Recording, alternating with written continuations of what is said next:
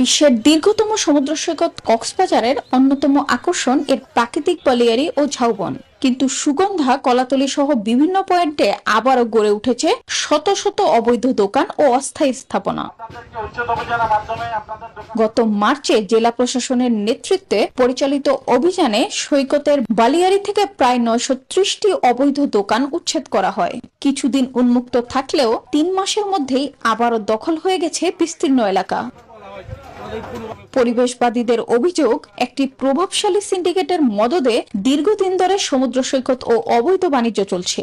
এতে ক্ষতিগ্রস্ত হচ্ছে পরিবেশ এবং পর্যটন শিল্প।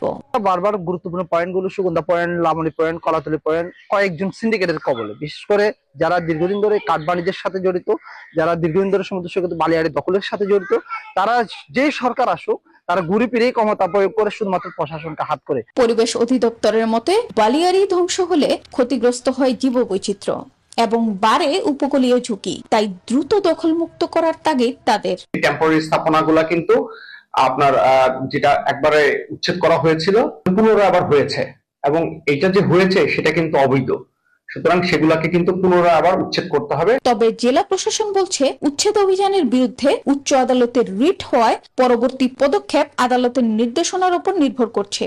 হাইকোর্টে একটা রিট করছে, রিটের ভিত্তিতে আমরা রিটের জবাব দিচ্ছি। নির্দেশনা দিলে সেভাবে আমরা ই করবো।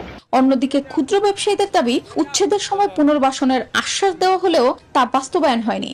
স্বরাষ্ট্রমন্ত্রীর নির্দেশনা মেনে আমরা সরে গিয়েছি, কিন্তু আমাদেরকে কথা দেওয়া হয়েছিল পুনর্বাসন দিয়ে, ওটার কোনো আজ পর্যন্ত সুরাহা আমরা পাইনি। কোথায় যেতে পারতেছি না, আবার চলে আসলাম। পেটার দায়ী ফ্যামিলি আছে, মা বাবা আছে। 3 মাস আগে উচ্ছেদ আবারও পুনর্দখল। কক্সবাজার সৈকতের বালিয়াড়ি ঘিরে এই চিত্র দেখাচ্ছে শুধু অভিযান নয়, প্রয়োজন দীর্ঘমেয়াদী পরিকল্পনা।